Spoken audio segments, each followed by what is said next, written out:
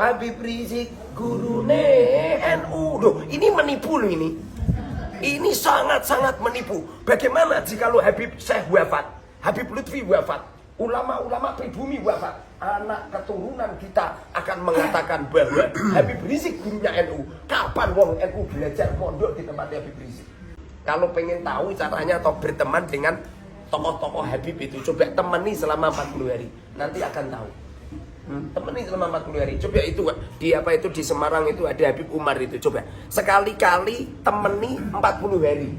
Jadi saya ini tidak hanya sekedar memframing jelek, enggak. Coba temani selama 40 hari.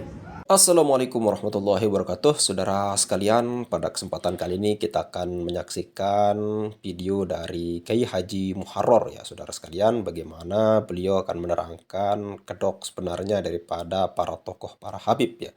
Oke, selengkapnya mari kita sama-sama simak video berikut. Jenengan bilang tadi, terputusnya nasab Habib Alwi itu tidak berimplikasi kepada berimplikasi pada terputusnya keilmuan. Ternyata tapi setelah saya pelajari kitab-kitab Ba'alwi, banyak kenyelenehan, banyak beberapa kisah-kisah khurafat, banyak beberapa apa itu fatwa-fatwa yang ngawur. Seperti contoh ya, ada kitab apa itu kitab Ba'alwi terkenal itu di Indonesia, yang terkenal. Itu di situ beliau berfatwa hukumnya tidak boleh menikahi apa itu syarifah, Habibah, nggak boleh.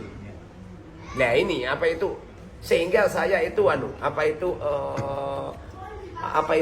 perkiraan atau husnudon saya dibalik terputusnya silsilah, tidak terputusnya keilmuan. Jebul enggak juga. Malah untuk mengembangkan keperawanan. Justru apa itu terputusnya silsilah juga akan merembet pada terputusnya keilmuan. contoh di Simtud Duror apa di Risalah Apa itu contohnya ya di Simtud Duror ya. Simtud Duror itu ada sebuah perkataan yang artinya begini. Habib Ali Al-Habsyi menerangkan bahwa Rasulullah itu dulu di waktu pembedahan dada, Habib Ali mengatakan bukannya mahalus seton itu dibuang, bukan, tapi yang tadinya sudah bagus kemudian ditambahi kebaikannya. Ini bertentangan dengan cerita yang disampaikan oleh Rasulullah di Sahih Bukhari dan Sahih Muslim, dan di kitab-kitab hadis banyak, di mana Rasulullah cerita kalau mahalus setonnya dibuang. Sementara di Simtud Duror enggak, mahalus setonnya enggak dibuang. Ini ada sebuah kisah yang bertentangan, yang berlawanan, sehingga menurut pemahaman saya, sesungguhnya di saat kita mengatakan apa itu terputusnya silsilah Ba'alwi, kalau kita melihat Simtud Duror juga terputusnya keilmuan Simtud Duror. Bahkan ada banyak lah kitab-kitab Ba'alwi yang nyeleneh banyak. Tidak perlu saya jelaskan apa itu, kecuali kalau ada kitabnya tak terangkan. Jadi terputusnya nasab Habib Alwi itu menjadi pembuka terbongkarnya ajaran-ajaran sesat di kitab-kitab yang di karya-karya tulis Ba'alwi. Oh iya, gitu. Di karya-karya Ba'alwi. Setelah saya renungi dengan sungguh-sungguh Kiai. Setelah saya renungi, di waktu kita itu sudah mengatakan bahwa Habib itu tidak dzurriyyah Rasul. Tapi kita masih setuju dengan fatwa-fatwanya Ba'alwi. Padahal mereka itu kan sudah tidak dzurriyyah Rasul, dan mereka sudah tahu, sudah diberitahukan bahwa silsilah mereka sudah terputus. Tapi mereka masih mengkumandangkan bahwa dirinya adalah min dzurriyyati Rasul. Maka kita ini termasuk i'anatul bil maksiyat, i'anah maksiat, menolong kemaksiatan. Karena mereka udah jelas-jelas tidak dzurriyyahnya Rasul. Loh, kok kita masih ngikutin orang-orang yang mengetahui bahwa dirinya sudah tidak dzurriyyah Rasul, tapi masih mengaku dzurriyyah Rasul, dan ajarannya sesat, dan ajarannya banyak yang keliru. Sehingga apabila kita ini ngikut apa itu mereka, sesungguhnya kita bagian daripada nulung kemaksiatan mereka, karena mereka itu adalah orang yang menipu atau apa itu yang ngaku-ngaku sebagai dzurriyyah Rasul. Makanya jangan heran apabila ada dzurriyyah Rasul yang ada di Indonesia itu nyeleneh itu. Jangan heran ini. Banyak lah katanya Habib Lutfi luar biasa katanya. Justru kalau kita mau berangan-angan, habaib yang paling membahayakan itu Habib Lutfi. Saya sering dikocam habis-habisan tentang ini. Karena Habib Lutfi ini beliau tidak sekeras Habib Rizik. Kalau Habib Rizik walaupun keras, di waktu ada hal-hal yang tidak diinginkan, beliau kan lari ke Arab Saudi. Melarikan diri. Al-Kabiri. Tapi Habib Lutfi ini dengan suaranya yang Masya Allah. Lembut. Yang Masya Allah, lembutnya yang luar biasa. Tapi sangat-sangat membahayakan. Kenapa kok sangat-sangat membahayakan? Coba sekali-kali panjenengan, coba di tempatnya Habib Lutfi, jangan cuman sehari 2 hari, 40 hari panjenengan kumpul dengan Habib Lutfi. Nanti baru tahu asli daripada Habib Lutfi. Kalau hanya melihat sekilas, melihat jubahnya dan ya seperti anak kecil lihat ya lihat orang yang pakai jubah. Di sini kan banyak orang-orang yang semacam itu. Jadi walaupun kita ini beranggapan bahwa silsilah Ba'alwi itu terputus, itu bukan berarti hanya sekedar terputus silsilahnya saja, tidak. Tapi coba diteliti keilmuannya. Ada hal-hal yang aneh. Teliti orangnya, ada hal-hal yang aneh. Indonesia ini sangat antusias dengan Habib Syekh semisal. Loh, kita orang ini percaya penuh dengan Habib Syekh yang imamahnya Masya Allah, yang pembicaraannya Masya Allah, yang pidatonya Masya Allah. Kemudian menipu dengan sebutan, dengan lantunan lagu Habib Rizik gurune NU. Loh, ini menipu loh ini. Ini sangat-sangat menipu. Bagaimana jika Habib Syekh wafat, Habib Lutfi wafat, ulama-ulama pribumi wafat, anak keturunan kita akan mengatakan bahwa Habib Rizik gurunya NU. Kapan wong NU belajar mondok di tempatnya Habib Rizik? Panjenengan pernah mondok di Habib Rizik?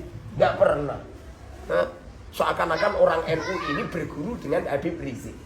Seakan-akan seperti itu. Itu tidak cuma itu saja.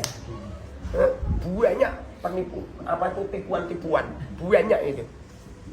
Kalau pengen tahu caranya atau berteman dengan tokoh-tokoh Habib itu, coba temani selama 40 hari. Nanti akan tahu. Temani selama 40 hari. Coba itu di Semarang itu ada Habib Umar itu. Coba sekali-kali temani 40 hari. Jadi saya ini tidak hanya sekedar memframing jelek, enggak. Coba temani selama 40 hari. Orang itu kalau pengen tahu kehebatan orang, lakukan metode arba'in. Wong ada orang mandul Gus, ada orang mandul nggak bisa hamil. Saya ijazahi metode arba'in Gus, langsung hamil loh Gus. Maksudnya metode arba'in gimana? Tak suruh berhubungan badan 40 hari non stop. Jebol. Makanya kalau ada orang ampuh jaduk, dibedil dor, dumadaan bendar, caranya ditembak nyampe 40 kali. Jebol mau tembak. Jebol. Ya, terima kasih. Assalamualaikum warahmatullahi wabarakatuh. Waalaikumsalam. Oke, saudara sekalian, itu tadi panjang dan lebar ya dijelaskan Kiai Haji Muharrar kepada kita semua terkait dengan bagaimana kesalahan-kesalahan maupun kedok-kedok para Habib ini yang memang kalau kita lihat secara kasat mata sangat-sangat alim, luar biasa, saudara sekalian. Nah, kalau kita perhatikan lebih jauh alasan dan ajaran-ajaran mereka, saudara sekalian, itu jauh-jauh sangat bertentangan dengan ajaran Islam ya. Nah, kalau kita lihat contohnya saja di kitab Simtud Duror, saudara sekalian. Di sana ada namanya Habib Ali, diterangkan oleh Kiai Haji Muharrar tadi. Itu ketika Habib Ali menerangkan Rasul itu dibelah dadanya, itu bukannya halus syaitan itu dibuang, saudara sekalian. Itu halus syaitan itu bukan dibuang, tapi malaikat menambah daripada kebaikan-kebaikan, akhlak-akhlak terpuji yang di dada Rasulullah, sehingga Rasulullah lebih daripada manusia yang lainnya. Nah, ini bertentangan daripada apa yang dijelaskan atau diterangkan oleh baginda Nabi, saudara sekalian. Kalau baginda Nabi ya memang ketika dibelah dadanya itu tempat-tempat bersemayamnya dan bisikan-bisikan syaitan itu semuanya dibuang, saudara sekalian. Ini salah satu ajaran dari Ba'alwi ya, saudara sekalian. Di samping banyak lagi. bisa menurunkan rantai dari emas, dan kotorannya bisa berubah menjadi emas. Itu pun luar biasa sekali, saudara sekalian. Kok bisa ajaran seperti itu diselewengkan dan diajarkan di Nusantara ini? Dan salah satunya yang paling sesat dan menyesatkan yaitu bagaimana dalam kisah kitab mereka itu baginda Nabi Muhammad SAW, lalu kemudian Sayyidina Ali dan Sayyidina Hasan itu belajar nahu kepada seorang Habib, saudara sekalian. Ini ajaran macam apa ini, saudara sekalian? Lalu kemudian yang lebih baru lagi itu ada namanya orang meninggal, dan hanya satu yang dijawab, "Marabbuka?" Apa dia bilang? Dia bilang Habib semua. Habib, Habib, Habib. Ini apa maksudnya, saudara sekalian? Nah, kalau kita lihat juga apa yang disampaikan oleh Kiai Haji Muharrar tadi, saudara sekalian, itu Alwi bukan keturunan Nabi, tapi kita masih, kata beliau ya, Pak Alwi ini bukan keturunan Nabi, tapi kita masih mempercayainya. Itu sama saja dengan kita tolong menolong dalam kejahatan, saudara sekalian. Kenapa? Karena Pak Alwi ini sudah terbukti dia tidak bisa mendatangkan kitab sezaman pada abad keempat yang minimal sezaman satu saja, yang sezaman dengan kitab Syajaratul Mubarakah, atau minimal tes DNA, saudara sekalian. Tes DNA mereka tidak mau. Ada satu yang mau, yaitu Habib Agus Arsal Al-Habsyi, dan jelas hasil tes DNA-nya dia haplogrupnya G, saudara sekalian. Itu pun dia masih ngeyel. Ini sudah jelas, saudara sekalian, bukan keturunan Nabi. Kalau Nabi itu haplogrupnya J, saudara sekalian. Orang Arab itu minimal J, saudara sekalian. Ini G. Dari mana keturunan Nabinya? Nah, ini hal-hal yang perlu kita cermati bersama. Dan terakhir yang disampaikan oleh Kiai Muharrar, kalau kita mau melihat watak seorang Habib ini, menurut saya ini yang paling penting ya. Yaitu kita menemani atau bergaul dengan mereka selama 40 hari, saudara sekalian. Kenapa? Karena metode arba ini, karena kata Kiai Haji Muharrar tadi, luar biasa. Ketika Anda 1-2 hari berteman dengan para Habib ini, atau Habib Lutfi sudah, itu kalau 1-2 hari ya luar biasa, kita kagum dengan beliau. Coba temani dia selama 40 hari, maka akan kelihatan sifatnya. Bukan para Habib, semua orang, saudara sekalian. Kalau kita ingin melihat watak seseorang, temani dia selama 40 hari, maka akan ketahuan bagaimana sifatnya. Mungkin hanya ini saja, mudah-mudahan bermanfaat. Sekian, Assalamualaikum warahmatullahi wabarakatuh.